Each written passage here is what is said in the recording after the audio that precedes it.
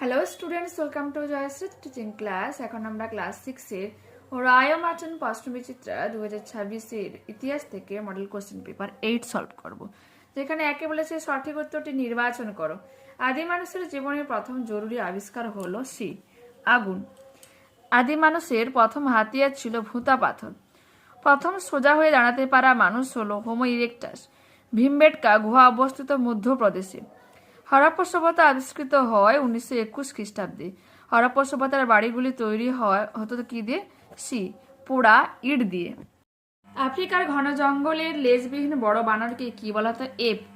পাথর যুগে কটি পর্যায়ে ভাগ করা? 3টি। একটি নদীমাতৃক সভ্যতার নাম হরপ্পা সভ্যতা। হরপ্পা সভ্যতায় কি আবিষ্কার করেন? দয়ারাম সাহানি।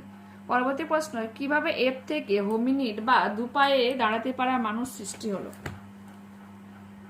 মানুষ সৃষ্টি দেখো কিভাবে হচ্ছে।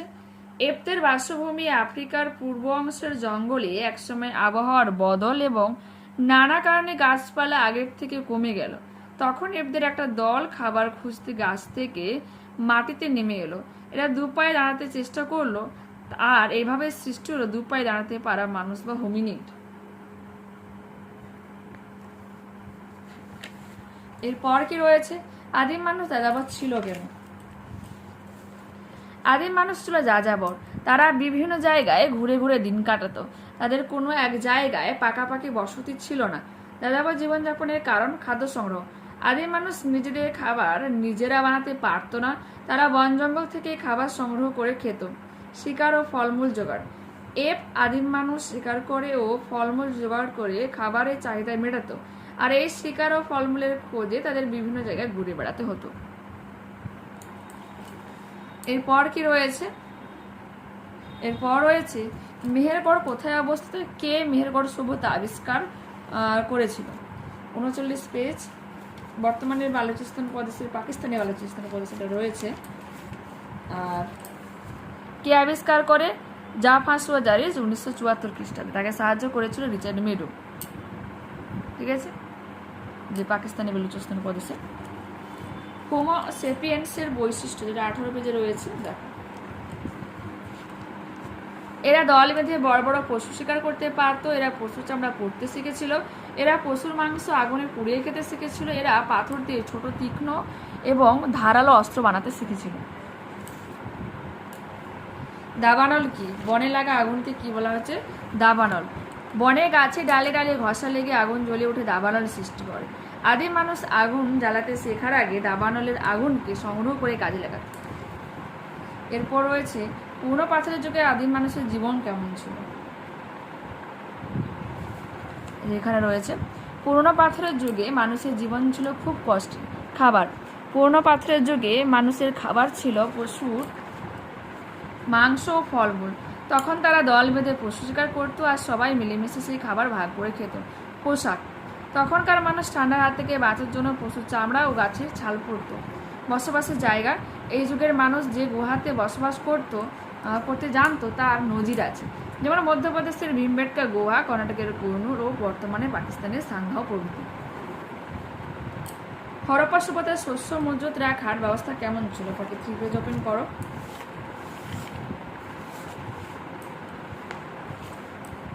যেটা এখান থেকে এতখানি করে নেবে শস্যাগার। মহেঞ্জোদারো স্নানাগার বর্ণনা করো। দেখো, মহেঞ্জোদারোতে একটি সুগঠিত পাকা ইটের তৈরি স্নানাগার অর্থাৎ স্নান করার জায়গা আবিষ্কৃত হয়েছে। সেটি ছিল লম্বা 180 ফুট ও চওড়া 108 ফুট, এবং সমগ্র এলাকাটি 8 ফুট উঁচু পাঁচিল দিয়ে ঘেরা ছিল। এর মাঝামাঝি অংশে একটা বড় জলাশয় দেখা যায়, যেটি ছিল 39 ফুট লম্বা, 23 ফুট চওড়া ও 8 ফুট গভীর। এই জলাশয়টিতে একদিকে যেমন বাইরে অপরিষ্কার জল ঢাকার ব্যবস্থা ছিল না, তেমনি অতিরিক্ত জল বের করে দেওয়ারও ব্যবস্থা ছিল। আচ্ছা, জল ঢোকার ব্যবস্থাও ছিল না, আর অতিরিক্ত জল বের করে দেওয়ারও ব্যবস্থা ছিল। এমনকি জলাশয়টিকে পরিষ্কার করার ব্যবস্থাও করা হয়েছিল। জলাশয়ের ঋতুভেদে ঠান্ডা ও গরম জলের ব্যবস্থা ছিল। অনেকে মনে করেন এটি ছিল অভিজাতদের জলকেলি স্থান। আদিম মানুষ জোট বেঁধেছিল কেন? জোট বাঁধার ফলে কি সুবিধা হয়েছিল? 16 পেজে রয়েছে, এটা রিড করছি, এটা লিখে নিও প্লিজ। দেখো, আদিম মানুষ জোট বাঁধার কারণ আদিম মানুষের পশু শিকার করার জন্য, নিজেদের আত্মরক্ষার জন্য, চাষবাস ও পশুপালনের জন্য। আদিম মানুষের জোট বাঁধার সুফলটাও দেখতে পারো।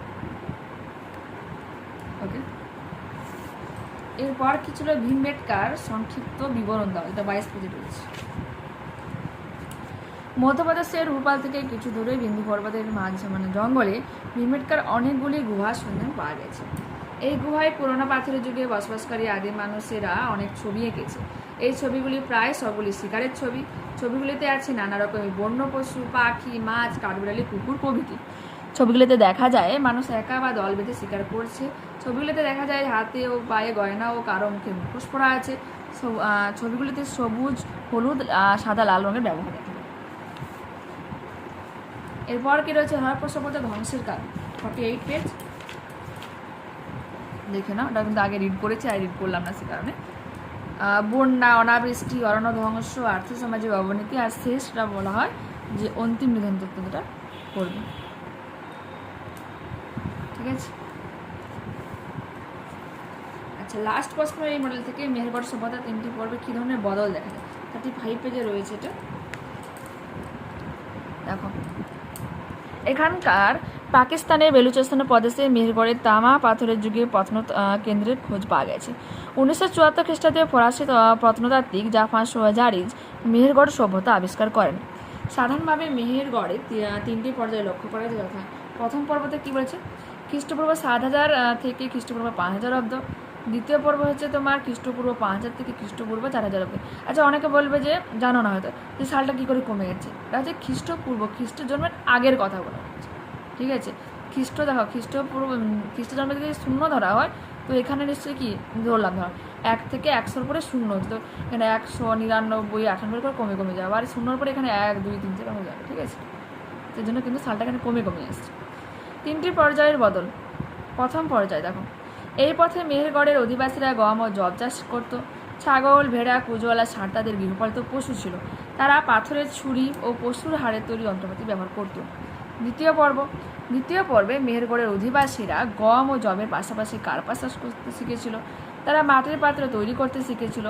প্রথম দিকে মাটির পাত্রগুলি হাত দিয়ে তৈরি করত, পরে কুমোরের চাকার সাহায্যে মাটির পাত্র তৈরি করতে শিখেছিল। তারা শাঁখ ও পাথর দিয়ে নানা রকম গয়না তৈরি করতে শিখেছিল। তৃতীয় পর্বতে কি বলেছে, তৃতীয় পর্বে মেহেরগড়ের অধিবাসীরা নানা রকমের গম ও জবের চাষ শিখেছিল। কুমারের চাকারে মাটির পাত্র তৈরি করে সেগুলোকে আগুনে পোড়ানো হতো। তারপর সেগুলির গায়ে নকশা ও ছবি আঁকা হতো। এই পর্বে তামার ব্যবহার শুরু হয়েছে। তো এতটাই করো। তো এখানে কিন্তু আমরা এই মডেলটাও কিন্তু কমপ্লিট করে নিলাম। আচ্ছা, প্রশ্নগুলো কি দেখানো হয়নি, দেখে না ভালো। ওকে, ঠিক আছে, তো এটাও কমপ্লিট করে নিলাম। আর তোমাদের একটা মাত্র মডেল বাকি থাকছে, সেটাও কিন্তু আমি আজকেই সলভ করে দেবো। তো অবশ্যই যারা চ্যানেল নতুন রয়েছে চ্যানেলকে সাবস্ক্রাইব করে নিও পরবর্তী নোটিফিকেশান পাওয়ার জন্য। আর যারা অলরেডি চ্যানেলে রয়েছে, পাশে থেকেছো এতদিন, তাদেরকে অসংখ্য ধন্যবাদ এভাবে সাপোর্ট করার জন্য। আর একটা রিকোয়েস্ট রাখবো তোমাদের কাছে, যদি এই ভিডিওটা ভালো লেগে থাকে বা তোমাদের যদি উপকারে আসে, তো প্লিজ একটা লাইক বাটনে ক্লিক করে যেও, হাই বাটনে ক্লিক করো এবং কমেন্টে তোমাদের মতামত জানাও। ঠিক আছে, ওকে, টাটা, বাই।